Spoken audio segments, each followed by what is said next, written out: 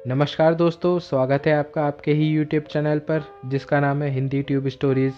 और मैं आज आपके लिए लेके आ चुका हूँ एक और डरावनी कहानी। तो चलिए कहानी को शुरू करते हैं। और ये कहानी है 3 दोस्तों की, और इन तीनों दोस्तों के नाम है कुलदीप, महेश और गौरव। ये तीनों जहाँ भी जाते हैं एक साथ ही जाते थे, और ये तीनों एक ही क्लास में पढ़ते थे। ये बात तब की है जब इनके गांव में एक शादी का आयोजन होना था, और उसकी बारात बगल वाले गांव में ही जा रही थी। और उस बारात में कुलदीप, महेश और गौरव भी थे। बारात में तीनों ने खूब डांस किया और खूब मस्ती करी। शादी विवाह का मामला था और गांव में कई तरह की रस्में भी होनी थी। ये सब प्रोग्राम चल रहे थे, लेकिन इन तीनों को इससे कोई मतलब नहीं था। इन तीनों ने डीजे पर डांस वांस किया और उसके बाद खाना खाया और फिर घूमने निकल पड़े। तभी इन्होंने देखा कि थोड़े आगे ही बहुत लोग टेंट में बैठे हुए पर्दे पर मूवी देख रहे थे। गांव में शादी विवाह में अक्सर ऐसा होता है। उसके बाद ये तीनों भी वहीं पर बैठकर मूवी देखने लगे। मूवी देखते देखते काफ़ी रात हो गई थी। तभी गौरव ने कुलदीप के कान में कहा, भाई मेरा पेट खराब हो रहा है, मुझे 2 नंबर जाना है, जल्दी चल यार मेरे साथ। फिर उसके बाद कुलदीप ने महेश को ये बात बताई तो महेश हंसते हुए बोला, हाँ बेटा और खा ले, कैसे ठूस ठूस कर खा रहा था। फिर गौरव ने कहा, मजाक छोड़ो यार, सही में अब बर्दाश्त नहीं हो रहा, चलो यार जल्दी। फिर उसके बाद कुलदीप एक डब्बा लेकर आया और उसमें पानी भरकर तीनों खेत की तरफ चल दिए। तीनों जा रहे थे, तभी अचानक पीछे से कोई बहुत तेजी से भागते हुए आया और इन तीनों को धक्का मारकर आगे की तरफ निकल गया। धक्का लगते ही फिर कुलदीप ने ज़ोरों से चिल्लाते हुए कहा, अबे कौन है, पागल है क्या। तीनों को समझ नहीं आया कि कौन था, पर जो भी था सफ़ेद कपड़ों में ही था और कुछ ज़्यादा पता नहीं चल रहा था। तभी महेश ने गौरव से कहा, चलो अब काफ़ी दूर आ गए हैं, अब यहीं कहीं पर बैठ जा। फिर उसके बाद गौरव डब्बा लेकर खेत में अंदर चला गया। महेश और कुलदीप दोनों बाहर ही घूम रहे थे।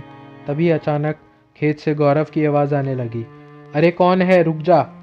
गौरव की आवाज़ सुनकर कुलदीप और महेश ने वहीं से आवाज़ लगाई और कहा, अबे क्या हो गया, क्यों चिल्ला रहा है। फिर गौरव ने कहा, अरे यार वो देखो, मेरा डब्बा लेकर वो भाग रहा है, पकड़ो उसे। महेश और कुलदीप ने देखा कि कोई डब्बा उठाकर तेजी से भागा जा रहा था। तभी महेश ने कहा, ये तो वही लगता है जो अभी हमें पीछे से धक्का देकर भागा था। फिर उसके बाद तीनों उसके पीछे भागने लगे और आवाज़ लगा रहे थे, अबे रुक, कौन है तू। लेकिन वो भी था जो लगातार भागते हुए आगे ही बढ़ रहा था, और उनके पीछे से गौरव भी भागा चला आ रहा था। शायद वो अभी बैठा नहीं था। तभी उन तीनों ने देखा जो भी उनका डब्बा लेकर भाग रहा था वो एक बड़ी सी बाउंड्री के अंदर कूदकर भाग गया। फिर तीनों ने कहा, बेटा आज कुछ भी हो जाए तुझे पकड़कर तो ज़रूर रहेंगे। बाउंड्री बहुत दूर दूर तक फैली हुई थी। फिर उसके बाद इन तीनों ने बाउंड्री के अंदर जाने की कोशिश करी।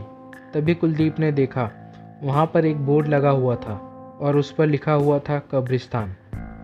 यह देखकर कुलदीप घबराता हुआ दोनों से बोला, अबे ओए रुक जाओ भाई, ये कब्रिस्तान है। और ये सब सुनकर महेश और गौरव के होश उड़ गए।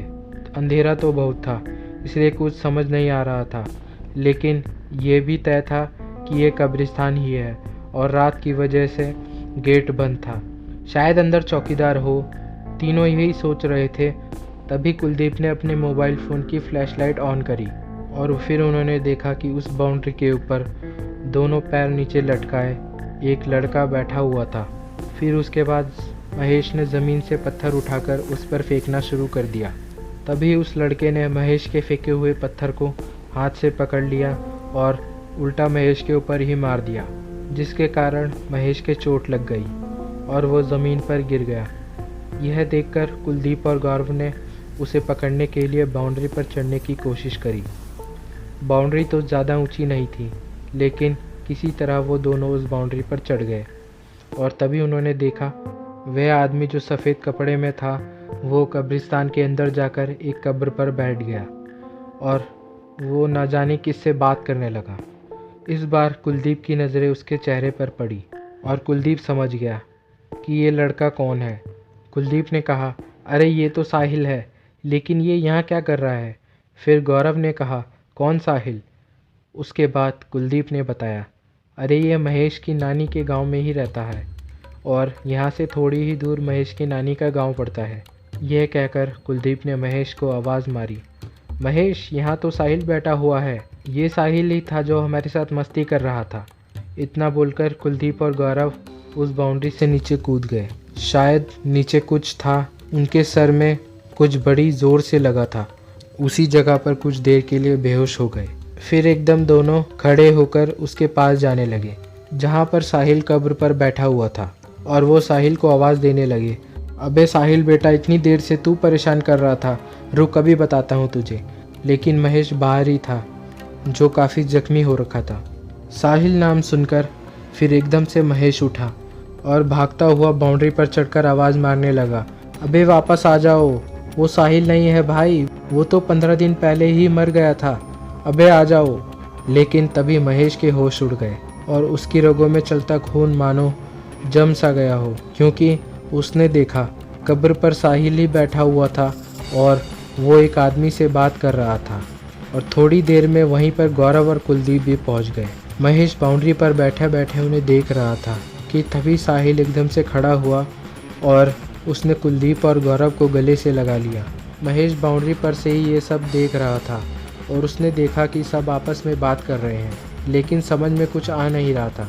और थोड़ी देर में देखते देखते वो चारों एक साथ उसी कब्र पर बैठ गए और ये सब देखकर महेश की तो हालत ख़राब हो गई। लेकिन फिर भी महेश लगातार आवाज़ मारे जा रहा था। इसके बावजूद उसकी इतनी हिम्मत नहीं हो रही थी कि वो भी अंदर कूदकर चला जाए, क्योंकि महेश को पता था कि साहिल की तो मौत 15 दिन पहले ही हो गई थी, तो फिर ये कैसे हो सकता है। डरते घबराते काफ़ी देर बाद दोस्ती निभाने के चक्कर में महेश बाउंड्री से नीचे कूदने के लिए देखने लगा तो उसके होश उड़ गए, क्योंकि बाउंड्री सचमुच बहुत ऊंची थी। उसे पता था अगर वो कूदेगा तो हाथ पैर टूटना तो तय है। और वह ये भी सोच रहा था कि यह दोनों इतनी ऊंची बाउंड्री से भला कूद कैसे गए। फिर वो कब्रिस्तान से बाहर आकर सड़क पर देखने लगा और आसपास कोई मदद मांगने लगा, लेकिन उसी समय अंधेरी रात में वहाँ उसे कोई नज़र नहीं आया। महेश बहुत परेशान था, जबकि उसके दोनों दोस्त कब्रिस्तान में थे। और डरने की बात तो ये थी कि वो दोनों साहिल के साथ थे, जिसकी 15 दिन पहले ही मृत्यु हो चुकी थी। और यही सब सोचते हुए महेश भागकर वहाँ पहुँच गया जहाँ पर शादी हो रही थी, क्योंकि वहाँ उसके गांव के सब लोग थे। महेश पूरी जान लगाकर भाग रहा था और थोड़ी देर में वो टेंट में पहुँच गया। वहाँ सब लोग इधर उधर चारपाई पर सो रहे थे। उसने सबको बारी बारी से उठाने की कोशिश करी और वहाँ ज़ोर ज़ोर से चिल्ला रहा था, कुलदीप और गौरव कब्रिस्तान में हैं, चलो कोई बचाने चलो। लेकिन उसके बार बार चीखने और चिल्लाने पर किसी पर भी कोई असर नहीं हो रहा था। सब लोग तो इतनी गहरी नींद में सो रहे थे। उसके बाद वो गुस्से में जाकर एक किनारे बैठ गया और यही सोच रहा था कि वो दोनों ना जाने किस हाल में होंगे। ये सब सोचते हुए वो रात तो बीत गई और जब सुबह हुई, महेश सबके पास जाकर बताने की कोशिश कर रहा था कि गौरव और कुलदीप कब्रिस्तान में फंसे हुए थे और वो अभी तक वापस नहीं आए। लेकिन उसकी बात सुनना तो दूर, कोई उसकी तरफ देख भी नहीं रहा था। और ये सब देखकर महेश गुस्से में आग बबूला हो चुका था और फिर वो वहाँ से कब्रिस्तान की तरफ भागता हुआ जाने लगा और यही सोच रहा था, न जाने क्या हो गया इन लोगों को, ना तो मैं दिखाई दे रहा हूँ और ना मेरी आवाज़ इन्हें सुनाई दे रही है। और इधर टेंट में सब लोग वो सब सोच रहे थे कि ये तीनों कहाँ गए, क्योंकि उनका फ़ोन भी नहीं लग रहा था। फ़ोन की घंटी लगातार बज रही थी, लेकिन कोई फ़ोन नहीं उठा रहा था। सब लोग यह देखकर बहुत परेशान हो गए थे। और थोड़ी देर बाद कुलदीप के पिताजी के फ़ोन पर कुलदीप के नंबर से फ़ोन आया और उसके पिताजी ने फ़ोन उठाया तो फ़ोन की दूसरी तरफ से आवाज़ आई, ये किसका नंबर है। फिर कुलदीप के पिता ने कहा, ये मेरे बेटे का नंबर है, आपको उसका फ़ोन कहाँ से मिला। और उसके बाद उधर से दिल की धड़कन रोक देने वाला जवाब आया, आपके बेटे की लाश कब्रिस्तान में पड़ी हुई है और इसके साथ 2 लाशें और हैं। इतना सुनकर कुलदीप के पिता रोने लगे और सभी को ये बात बताई। और उसके बाद बिना समय गंवाए तुरंत सब लोग कब्रिस्तान पहुंच गए और वहां पहुंचकर उन्होंने देखा कि वहां पर पुलिस खड़ी थी। शायद फ़ोन पुलिस वालों ने ही किया था। फिर पुलिस वालों ने बताया कि एक लाश तो बाहर ही पड़ी हुई थी, उसके सर पर काफ़ी गहरी चोट थी और 2 लाशें कब्रिस्तान के अंदर पड़ी हुई थी। उन्होंने बताया शायद इन दोनों की मौत दीवार से कूदते समय हुई है और इनका सर जो नीचे रॉड पड़ी हुई है वो इनके सर पर जा लगी, जिसके कारण इनकी मृत्यु हो गई। यानी महेश की मौत तो उसी समय हो गई थी जब वो लड़का ऊपर से बैठे हुए पत्थर मार रहा था। तो ये थी आज की कहानी। आई होप आपको पसंद आई होगी। अगर आपने अभी तक वीडियो को लाइक नहीं किया तो वीडियो को लाइक कीजिए, चैनल को सब्सक्राइब कीजिए। तो मिलते हैं आपसे अगली वीडियो में। जय श्री राम।